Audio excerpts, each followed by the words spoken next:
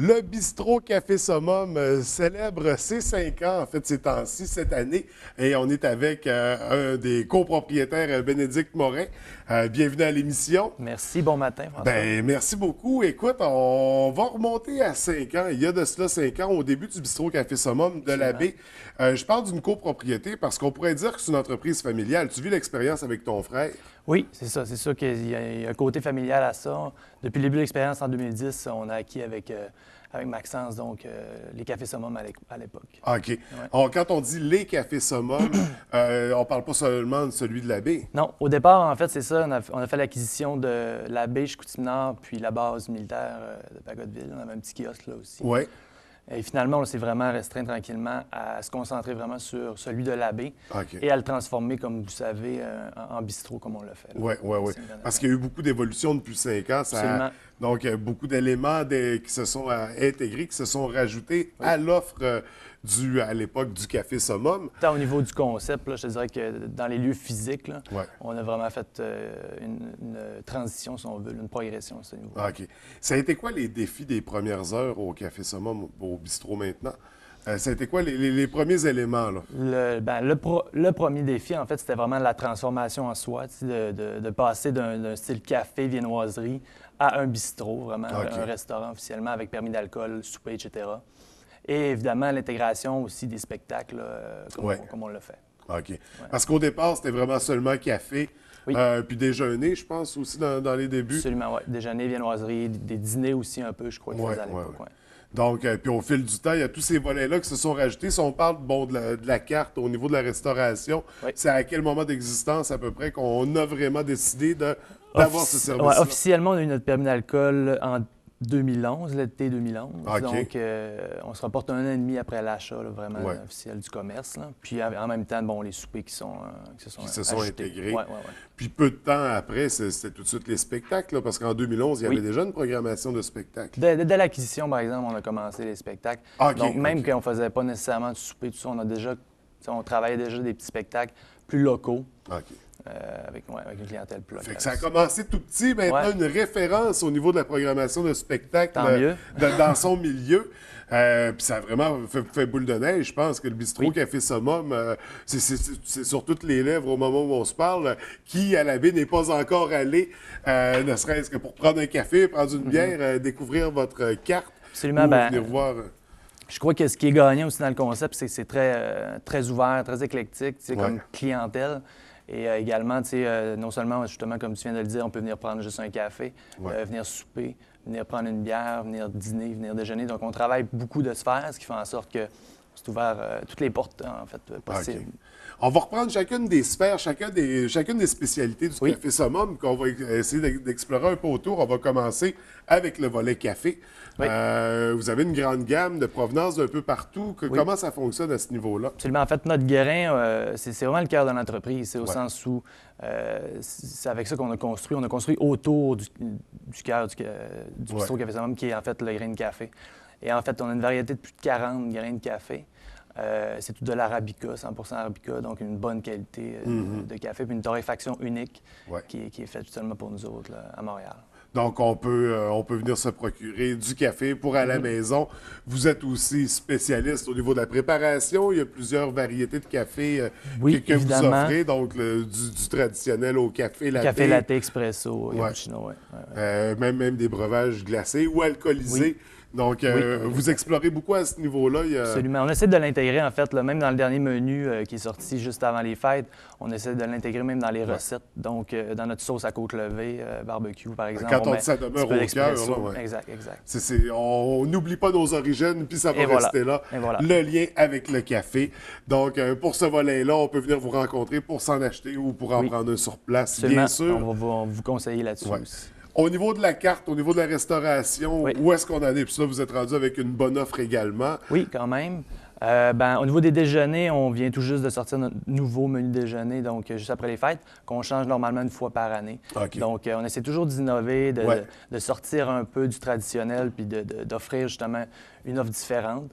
Donc, ce niveau-là. Puis, au niveau de la carte du soir, même truc qu'on a changé juste avant les fêtes. Et là, qu'on est rendu avec beaucoup de spécialités, plus de viande, plus de burgers, des pizzas fines, etc. Donc, toujours dans le style, comme on l'appelle, nous, bistronomique. Oui, bistronomique, Ouais. c'est ça, une aventure gastronomique dans un bistrot. Et voilà. Donc, puis encore à ce niveau-là, il y a beaucoup d'exploration. Vous vous permettez de vivre des expériences et de proposer sur votre carte des éléments parfois un peu plus loufoques, disons, Oui. mais une expérience gustative.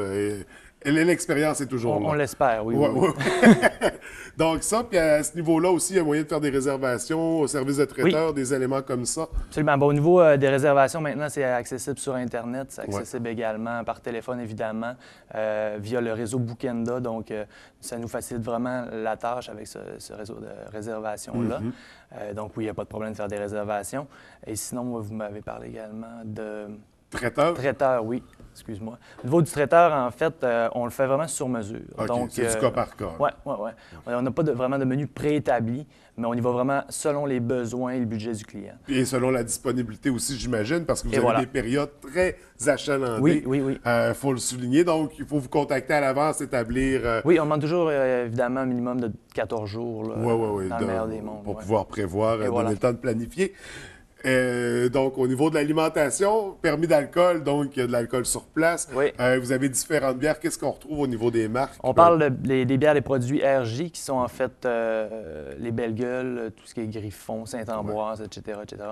Donc, on a 8 lignes de fûts RJ. J'ai également 2 lignes de fûts qui sont avec la microbrasserie La Voie Maltée de Chicoutimi. Donc, ils sont en rotation également, donc les bières de saison. On travaille avec des nouveaux produits presque tous les mois. Donc, pour essayer justement de créer une dynamique et d'apporter de la nouveauté un peu. Ouais. Au niveau des alcools forts, on a bien sûr les cafés alcoolisés, mais il y a aussi des drinks, des cocktails que vous préparez. On s'est spécialisé beaucoup dernièrement dans la dernière carte avec des drinks vraiment personnalisés. Donc, des trucs vraiment le fun, très épurés, très simples. On n'est pas allé avec des choses compliquées avec 4 ou 6 alcools dedans. T'sais. Des choses plutôt simples, mais avec des saveurs qui sont présentes, qui sont là. Des créations originales. Oui, absolument. Puis un élément qui est le fun à souligner, c'est dans la carte, dans le menu, on sent que c'est très local. On reconnaît des éléments. Je me souviens, sur le menu, il y avait des... ça se référait à des éléments. Oui, au niveau des titres, oui, exactement. Oui, au niveau des... surtout au niveau des déjeuners, on a appelé plusieurs déjeuners, par exemple les Battures, le Sentier de la Croix, on a travaillé un peu les sites là, de plein air, si on veut.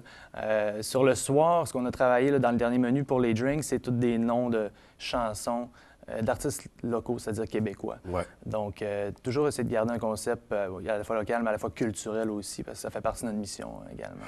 Donc, et c'est ce qui nous amène au volet spectacle, oui, volet absolument. qui est maintenant très présent. Je pense que la fin de semaine, c'est un des spots de sortie, ne serait-ce que pour les spectacles que vous présentez. À quoi ça ressemble la programmation à surveiller? Parce que là, on sait qu'en fin de semaine, on a l'ex-leader des Vulgaires Machins qui absolument. Oui, Guillaume Beauregard, donc, qui passe chez nous samedi en spectacle à 21h. Oui. Sinon, c'est sûr que la programmation en soi tire tranquillement à sa fin. Nous, on travaille beaucoup l'automne et l'hiver. Donc, l'été, c'est plus local. Et cet été, ce qu'on va faire de particulier, c'est qu'on va faire des shows de terrasse, donc à l'extérieur. C'est vraiment ça qu'on veut travailler les jeudis et les samedis.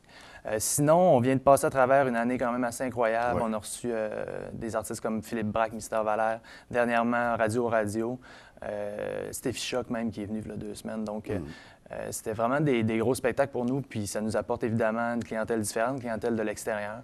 Donc, au niveau de la visibilité, c'est toujours très intéressant. Et puis, évidemment, on est fiers de présenter ce genre de spectacle-là dans une salle, un bistrot en fait intime. Donc, ça apporte une ambiance totalement différente qu'en salle de spectacle. C'est quoi le créneau de la programmation? Sur quoi on se concentre? On sait que c'est très québécois, très francophone également. Est-ce que c'est vraiment le modèle qu'on veut donner à notre programmation? Absolument. Il y a vraiment 2 volets en fait distincts. Un volet qu'on travaille vraiment local, si tu veux, avec jazz, blues, beaucoup. Ouais. Avec des artistes d'ici, des Pascal Beaulieu, des Frank Tremblay, des artistes qu'on connaît depuis longtemps, qui sont d'excellents musiciens.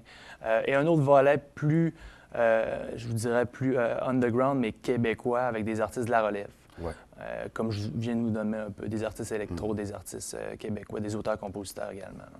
Donc, ce qui nous apporte quand même une programmation très riche, des spectacles pour tous les goûts, mais aussi, c'est une aventure en soi. Là. C'est une belle exploration musicale, disons, de ce qui se fait chez nous, de ce qui se fait au Québec. Absolument. Puis je crois qu'à la baie, ce qui est intéressant, c'est qu'on offre des découvertes, en fait. Ouais. Donc, c'est souvent des spectacles qui sont assez accessibles. En fin de semaine, c'est 12 le billet. Si vous ne connaissez pas l'artiste solo, l'album vient de sortir. C'est un beau moyen, je trouve, de le découvrir, en fait. Oui. Donc, prochain spectacle à découvrir, on l'a mentionné, Guillaume Beauregard, d'anciennement des Vulgaires Machins, Absolument. donc on l'a tous connu. Au Vieux Théâtre. Oui, c'est ça. On allait le voir au Vieux Théâtre.